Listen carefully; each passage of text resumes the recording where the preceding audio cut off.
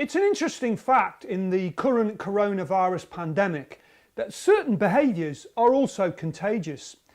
Take for example the panic buying of toilet rolls. Now I'm sure you've seen the empty shelves in your supermarket. This is in spite of the fact that there's no shortage of toilet rolls. Another one which has had perversely the reverse effect is that the sales of Corona beer have fallen through the floor to such an extent that the brewer involved has had to halt production. So that got me thinking, what does it take for a behaviour to go viral? And if we can understand the principles that are in action, how might we use them to our advantage to promote more positive behaviours that are going to help to keep us all safer in the coming months? Back in 1997, there was an unexpected surge in the sales of the chocolate bar Mars bars. The manufacturer had not spent any extra money on sales, changed its pricing or made any special offers. So what was the cause? Well, surprisingly, it was NASA, or more precisely, the first ever probe that had landed on the planet Mars. For weeks on end, this historic event was covered by the media, and the word Mars got said an awful lot. So can just hearing a word change people's sweet buying behaviour? Well, in a word, yes it can. It's what the psychologists call a behavioural trigger or prompt. No trigger, no behaviour. But if you provide a well-crafted trigger, you can change people's behaviour in big ways. Now, take as another case in point the famous chocolate bar Kit Kat. Well, in 2007, Hershey, the manufacturer, faced declining sales. Their solution was the now famous Take a Break campaign. In just 12 months, sales rose by over a third, which equates to an increase in over $200 million to the brand value of Kit Kat. It's a brilliant example of providing a behavioural trigger. What Hershey did was to link eating Kit Kat with an existing routine, taking a break. In particular, they focused on drinking a cup of coffee. This is what psychologists call habit stacking. You insert your behavioural trigger into an existing habit, in this case coffee drinking. Coffee, Kit Kat, coffee. With a little bit of repetition, this changed a lot of people's behaviour. But a catchy message alone is not enough. What does it take for a trigger to be effective? Well, research shows that has to be quite a few things in place. One of them is frequency. The more the trigger is repeated, the greater its effect. The strength of the link between the trigger and the existing habit. There's something natural about coffee and chocolate. You can't say the same thing about, for example, coffee and a sandwich, eating a fish sandwich, sorry. The context is also very important, or how close the trigger happens to where the desired behaviour is taking place.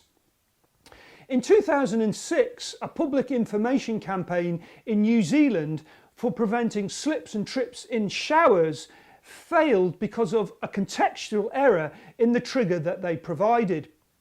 The campaign ran an eye-catching video of a handsome man in a shower having a great time with his partner, who throws him a towel. He gets out and wham, he slips and bangs his head.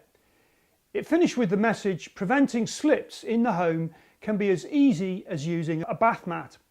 It certainly packed an attention-grabbing punch. So why did it fail? Because the trigger is linked to having a shower, and purchasing a bath mat whilst you're in the shower is not easy.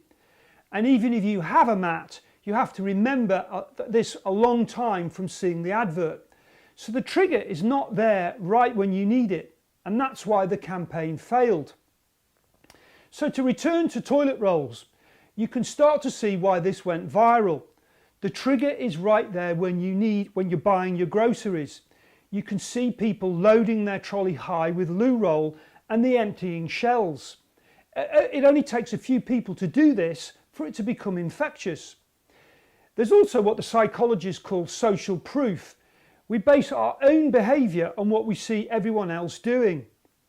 So if you're in an unfamiliar place and you want to eat out, you look to see which restaurant is full and you go and eat there. You see lots of people buying loo roll, then you buy loo roll because they must have some kind of insider knowledge, and so it goes around and around. Okay, now back to the main point. How can we use these principles to promote positive behaviours that we can make go viral and keep us all safer?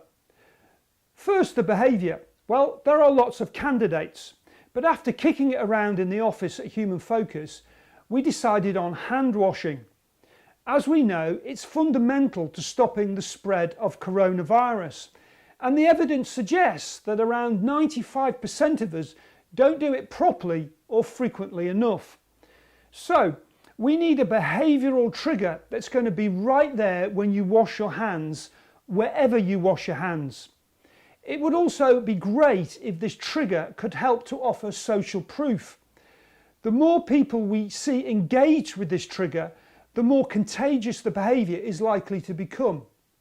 So here's our idea. In a free-to-use e-learning package that we've recently put out through Human Focus, which, by the way, you can access free of charge for your own people, there's a link as part of this blog, we demonstrated that there are 8 key steps to washing your hands effectively. And the number 8 is also helpful because if everybody washes their hands a minimum of 8 times a day, that would significantly up the amount of hand washing. So here's the trigger.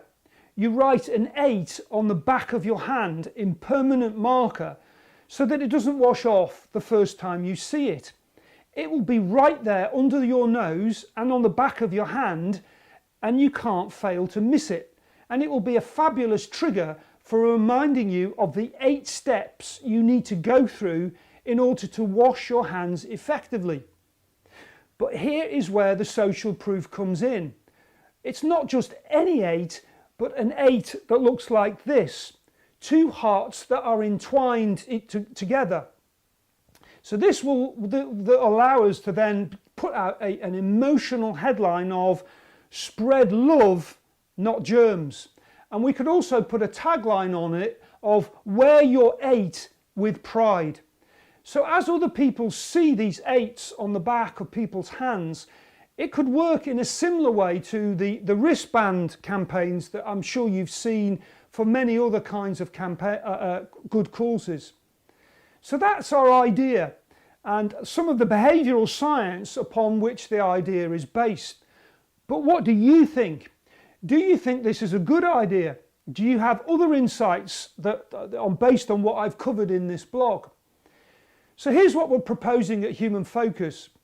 If we get enough consensus around a behavioural safety trigger that we can all agree on, we will use our production facilities to craft a free-to-air campaign. We'll produce a slick YouTube video that we can push out that everybody can link to, including all the campaign messaging. But we need your help. Give us a like if you think this is a good idea, the idea that I've covered, the spread love, not germs idea, and this 8 on the back of people's hands. If you have other ideas, then give me a comment. And let's see whether we can craft a really clever behavioural trigger that we can push out in coming weeks and months to promote coronavirus safety and save lives. Thank you for watching.